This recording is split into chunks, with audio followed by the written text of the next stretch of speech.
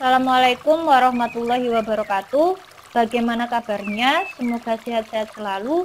Pada pertemuan kali ini kita akan mempelajari tentang besaran listrik yang ada di KD 3.5 dan KD 4.5, yaitu menerapkan besaran listrik.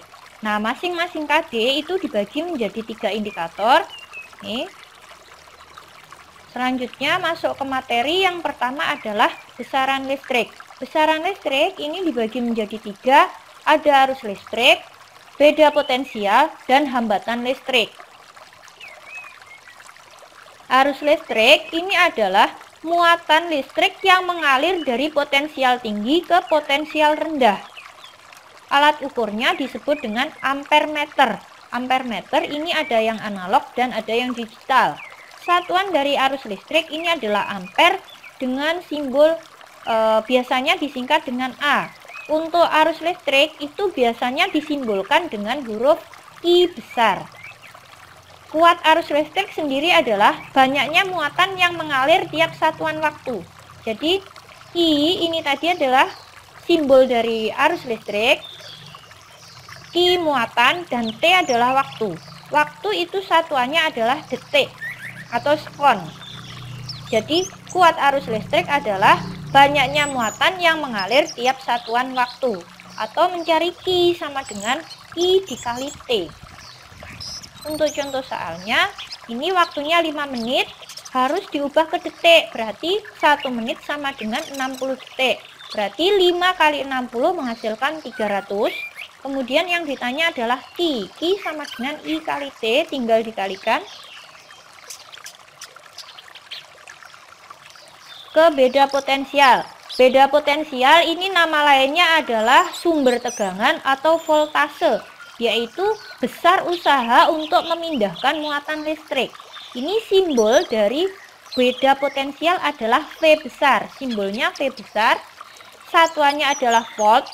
Alat ukurnya ini adalah voltmeter. Jadi tadi beda potensial adalah besar usaha. W ini adalah usaha atau energi. Satuannya joule, I ini muatan. Jadi V sama dengan W per Q. Selanjutnya hambatan listrik dan hukum Ohm. Jadi hambatan itu nama lainnya adalah resistansi. Berarti fungsinya untuk menghambat arus listrik yang masuk. Nah, alat untuk menghambat arus listrik yang masuk itu disebut dengan resistor. Ini ya, resistor untuk menghambat atau membatasi jumlah arus listrik yang masuk. Lanjut ke hukum Ohm. Menurut hukum Ohm ini tegangan listrik itu sebanding dengan kuat arus.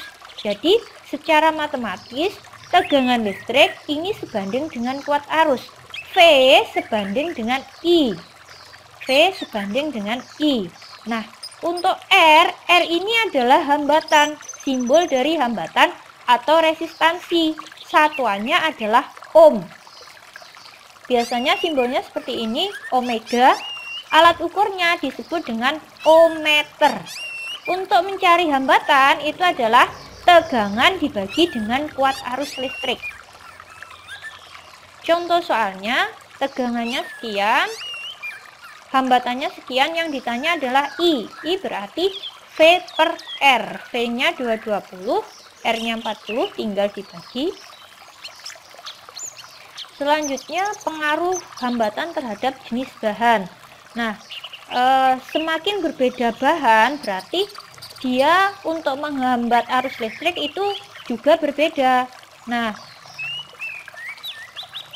hambatan yang semakin besar itu semakin sulit untuk mengalirkan arus listrik.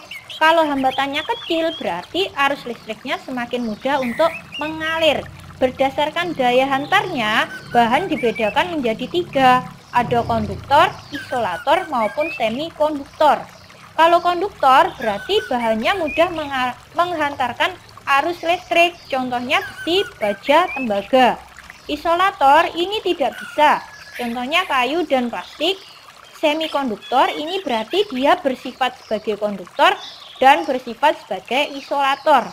Contohnya karbon, silikon, dan germanium. Resistivitas. Resistivitas ini adalah besaran fisika pada suatu bahan yang tergantung pada suhu dan jenis bahan. Tadi kalau kawat itu kan ada yang bahan pembuatnya itu ada yang tembaga, aluminium, besi, baja. Nah, dari jenis bahan tersebut itu akan berpengaruh terhadap hambatan kawat atau resistivitas, di mana R kita bisa cari dari Rho dikali L per A.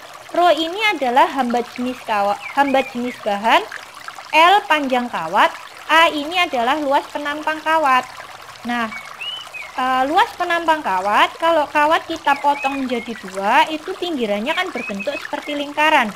Jadi untuk mencari luas penampang, ini nanti mencari luas lingkaran yaitu pi R kuadrat bisa atau 1/4 pi D kuadrat.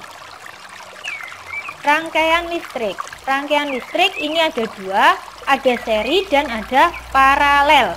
Kalau seri ini nyusunnya secara berurutan seperti ini. Ini misal saklar, kalau dihidupkan dia hidup semua. Hidup satu hidup semua, kalau mati satu mati semua. Untuk mencari hambatan pengganti rangkaian seri, tinggal kita jumlahkan hambatannya. R1 ditambah R2 ditambah R3. Rangkaian yang kedua ada rangkaian paralel, yaitu menyusunnya secara bercabang seperti ini. Ini nanti jadi kalau saklarnya kita matikan, itu tidak semua lampunya akan mati karena rangkaiannya bercabang. Untuk mencari hambatan penggantinya, 1 per R1 ditambah 1 per R2 ditambah 1 per R3. Selanjutnya hukum Kirchhoff. Menurut hukum Kirchhoff, jumlah arus yang masuk sama dengan jumlah arus yang keluar. Jadi ini kita lihat panahnya, panah yang masuk itu sama dengan jumlah panah yang keluar. Jumlah kuat arusnya maksudnya ya. Ini panah yang masuk I1 dan I2. Berarti ini yang masuk I1 ditambah I2 sama dengan yang keluar I3 ditambah I4 ditambah I5.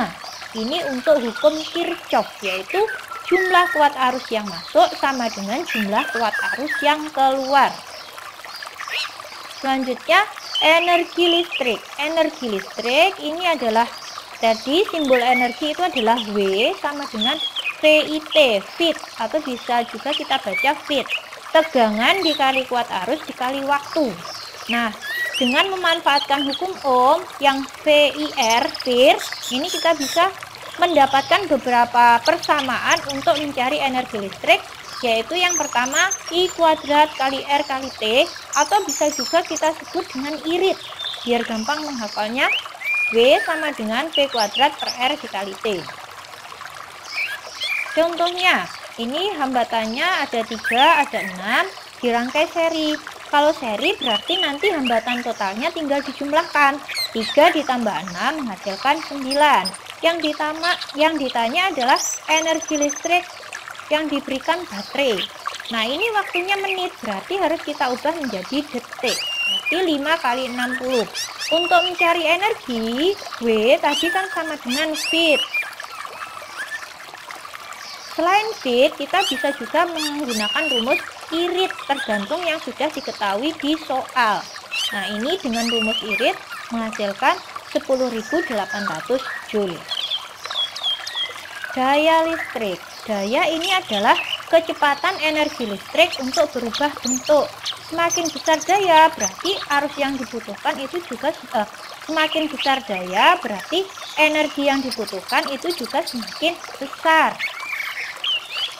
Daya ini disimbolkan dengan P besar, yaitu V kali I, tegangan dikali dengan kuat arus. Satuan dari daya ini adalah watt, bukan watt ya, bacanya adalah watt atau disingkat dengan W besar. Hubungannya ini rumusnya secara matematis, jadi untuk mencari daya itu bisa V kali I atau W per T, energi tiap satuan waktu. Contoh soalnya, pada tegangan sekian, ini V, ini I, ditanya daya. Berarti untuk mencari daya tadi, P sama dengan V kali I, 220 kali 25. Terus yang B, energi listrik. Tinggal ditambahi T. T-nya harus diubah ke detik. 2 menit itu berarti 2 kali 60 sama dengan 120 detik. Nih ya. Ini V kali I sudah menghasilkan ini kali T. Hubungannya adalah untuk satuan energi selain Joule itu ada yang namanya WH. WH ini adalah watt jam. Sedangkan kWh ini adalah kilowatt jam. Nah, kalau dari WH ke kWh itu kita bagi 1000. Nah, 1 kWh itu sama dengan 3,6 kali 10 pangkat 6 Joule. Contohnya, di rumah terdapat ini sekian, lampu, TV, dinyalakan 5 jam, biaya selama 1 bulan dengan tarifnya 200 per kWh. Berarti yang pertama kita cari adalah mencari energi. Energi itu kan W. W sama dengan P kali T. P-nya kan ada, sudah, daya dari masing-masing alat. T-nya juga sudah ada, 5 jam. Nah, tadi kan alatnya jumlahnya lebih dari 1. Ada yang 3, 2, berarti kita kalikan daya, terus kita kalikan jam. Kemudian kita jumlahkan semuanya. Dijumlahkan, kalau sudah kan ketemu watt jam. Watt diubah ke kWh dibagi 1000, 1, 2, 3, berarti 2,4 kWh. Yang ditanya adalah biaya selama 1 bulan, berarti 2,4 dikali 30 dikali biayanya adalah 200. Mendapatkan 14.400 rupiah selama 1 bulan. Demikian untuk materi besaran listrik. Semoga bermanfaat.